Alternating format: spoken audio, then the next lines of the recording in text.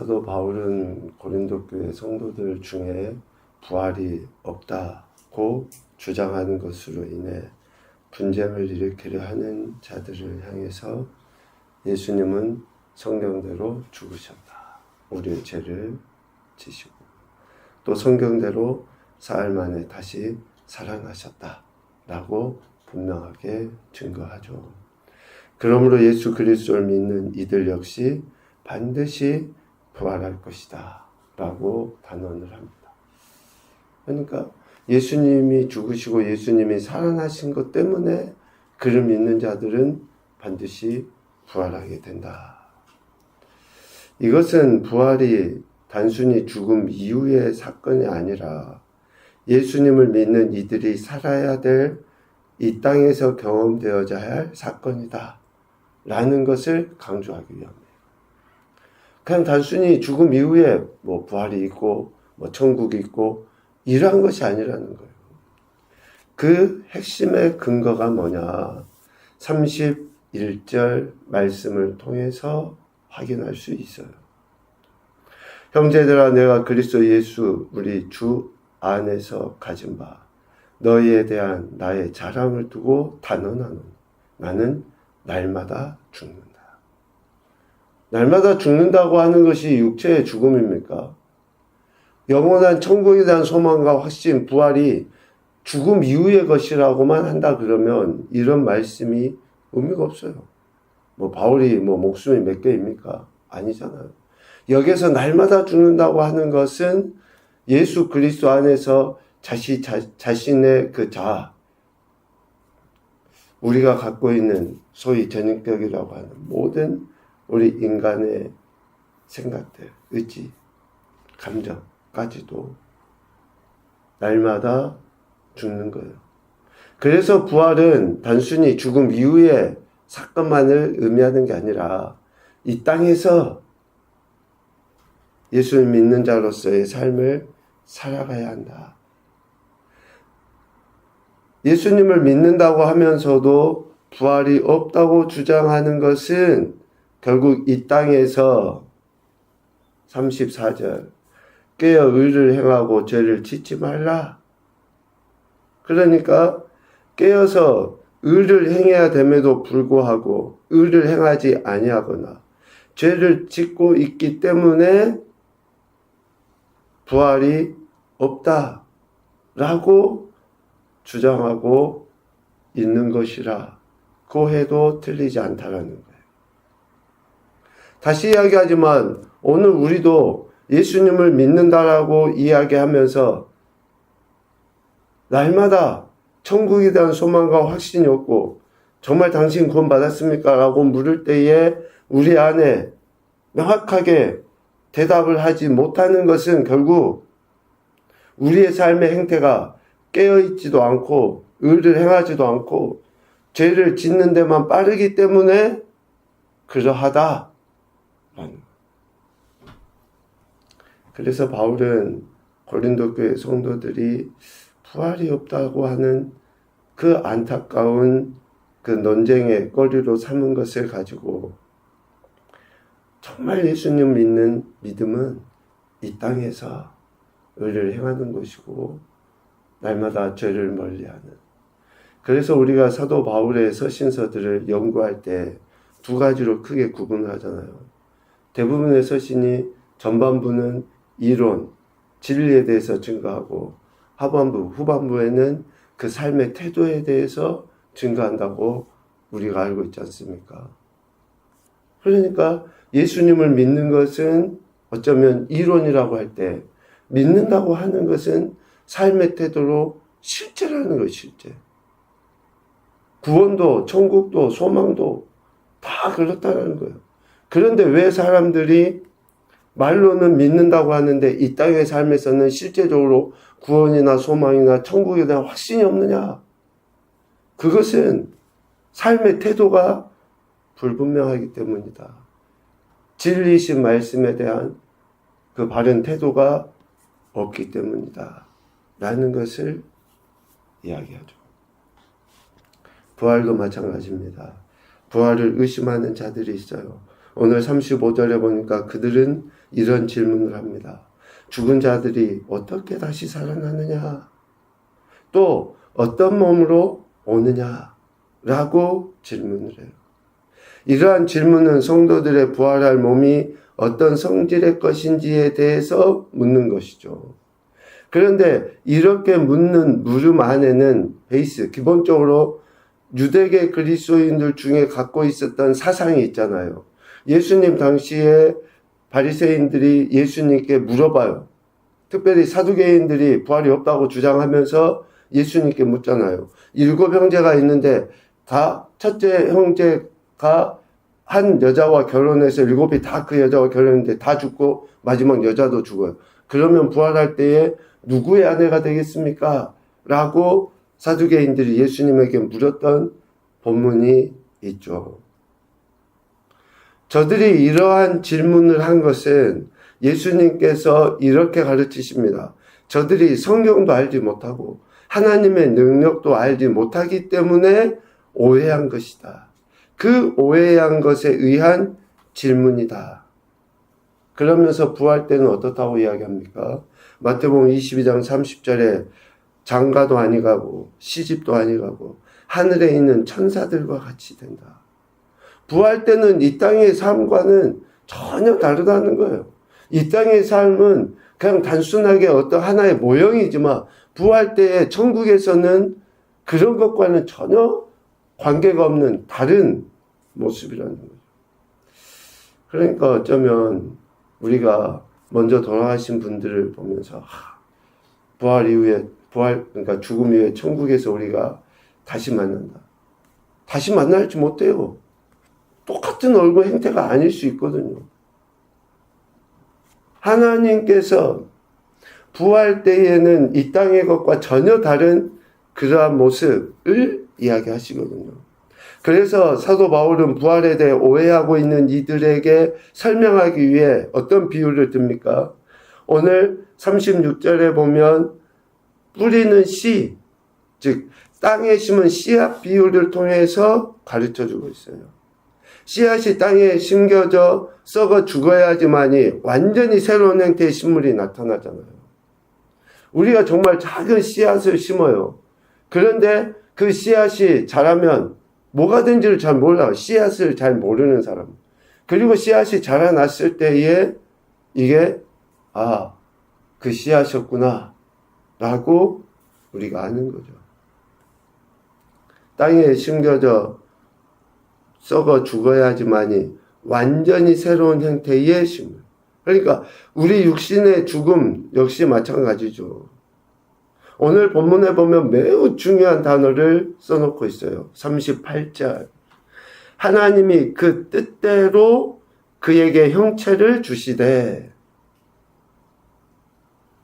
하나님이 그의 뜻대로 그의 형체를 주신다 라고 하는 이 말의 의미는 뭡니까?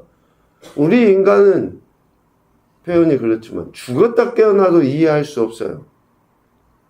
누가 어떤 형태로 부활한다?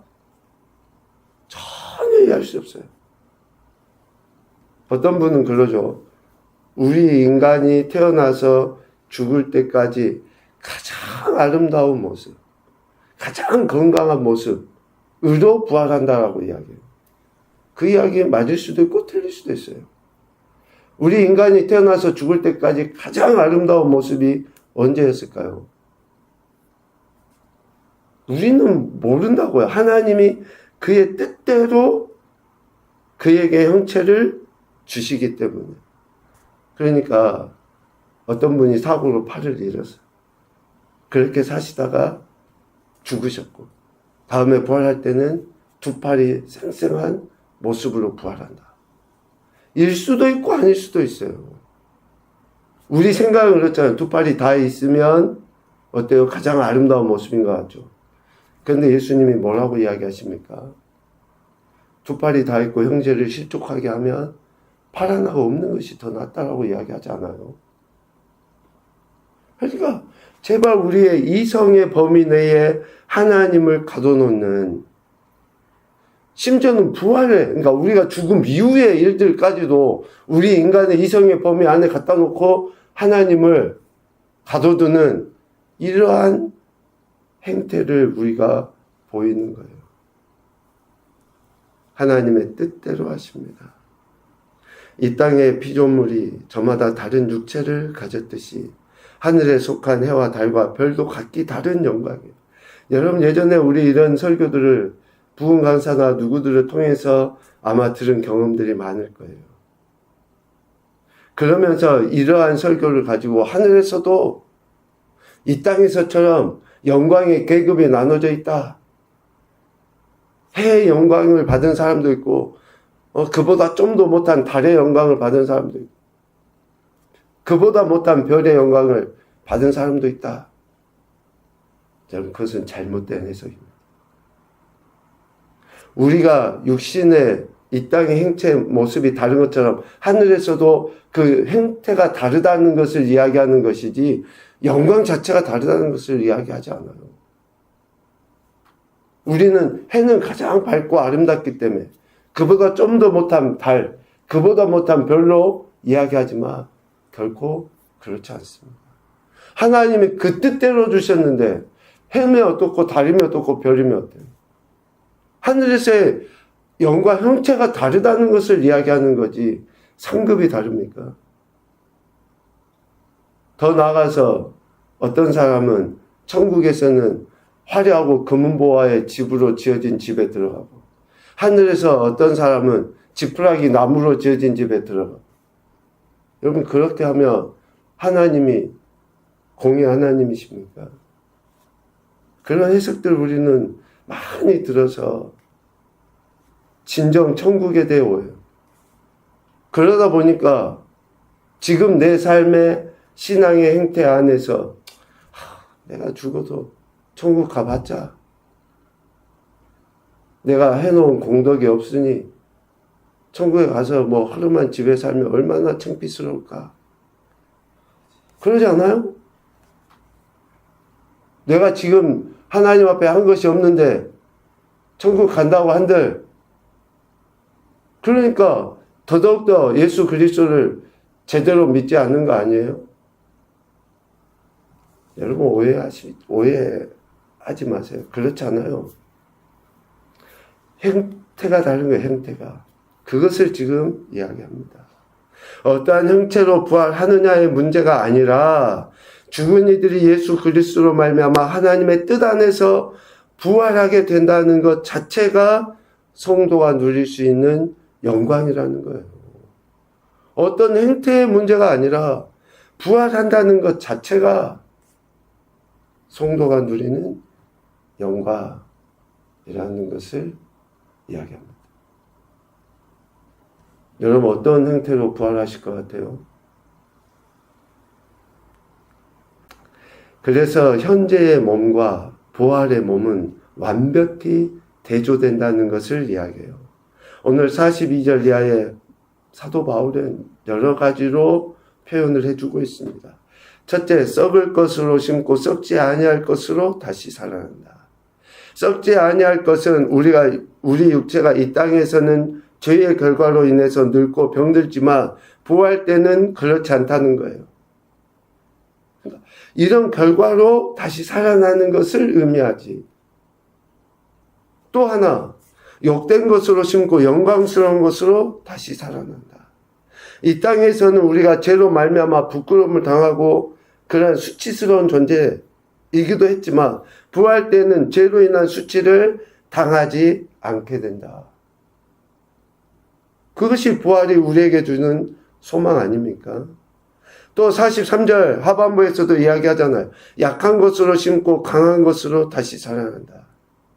이 땅에서는 가장 미천한 존재로 살았지만 부활 때는 한계와 약함이 없는, 연약함이 없는 천사와 같은 존재, 강함으로 부활하게 된다. 44절 육의 몸으로 심고 신령한 몸으로 다시 살아난다. 육체의 소욕을 따라서 살아가는 이 땅의 삶이었지만 부활 때는 하나님 나라에 적합한 영의 몸을 소유하게 된다. 그러니까 우리는 몰라요. 어떤 몸이고 어떤 행태인지. 그런데 영광스러운 거라는 것은 확실해요.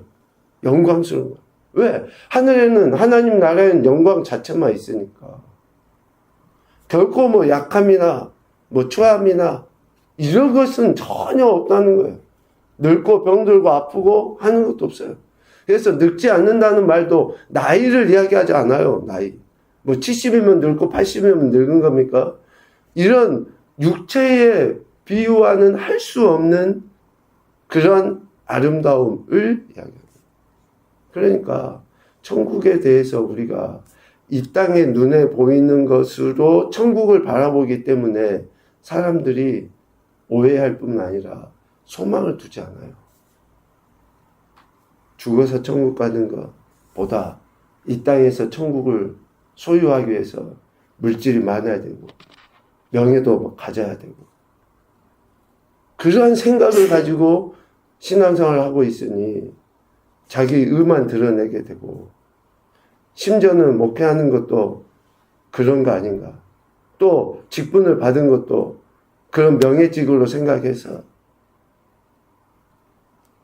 참 우리가 좀 세심하게 고쳐야 될 것들이 너무나 많다는 생각을 다시 하게 됩니다.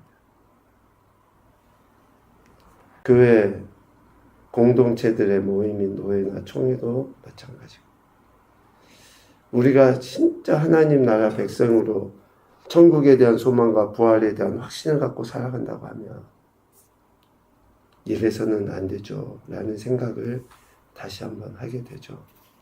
사도 바울은 부활에 대해 오해하고 있는 이들을 향해서 예수 그리스도께서 부활하심을 믿는 이들이 부활하는 것은 하늘에 속한 자로서 하늘에 속한 이의 형상을 입게 된다라고 분명하게 가르치고 있습니다. 오늘 우리가 부활에 대해 어떤 생각을 갖고 있는가? 부활한다 그러면 도대체 어떤 모습일까? 어떤 모습일까에 집중하지 마시고 내가 부활의 소망을 갖고 있다면 지금 이 땅에서 어떻게 살아야 하느냐에 관심을 갖는 것이 예수님께서나 사도 바울의 가르침이고 증거다라고 하는 것을 우리가 기억해야 될 것 같습니다. 첫 번째 교훈입니다. 부활에 대한 의심은 예수 그리스도의 존재와 사역을 부인하는 것과 같다. 우리가 예수님을 적극적으로 부인하지는 않죠. 예수님을 안 믿는다라고 말하지 않아요. 그런데 부활에 의심하는 것, 그것은 부인하는 것과 같아요. 두 번째, 부활은 완전히 새로운 형태의 부활임을 기억해야 합니다. 완전히 새로운 형태예요. 그러니까 우리가 전혀 추측조차 알 수 없는 하나님의 뜻대로 하시는 것이기 때문에 그렇습니다. 세 번째, 흙에 속한 형상이 아닌 하늘에 속한 자의 형상을 입는 것이 부활이다. 하늘에 속한 자의 형상을 입는 것. 그래서 우리가 이 땅에서도 하나님 나라 자녀로 사는 것이 우리에게 영광이고 축복이에요. 이런 의식이 오늘 우리에게 절실하게 필요합니다. 부활은 죽음 이후의 사건이 아닙니다. 지금 이 땅에서 날마다 죽는 자로 새롭게 거듭나서 매 순간을 살아가는 그러한 그리스도인의 실제적인 삶의 모습이어야 한다는 것을 바울은 가르칩니다. 오늘도 우리에게 생명 주시고 영원한 생명을 꿈꾸게 하신 주님 앞에 감사하시고 참된 부활의 소망이 삶의 현장에서 실제적으로 나타나 아버지 하나님의 더 큰 영광을 드리는 교복된 한 날 우리 인생이 되시기를 주님의 이름으로 축복합니다. 아멘.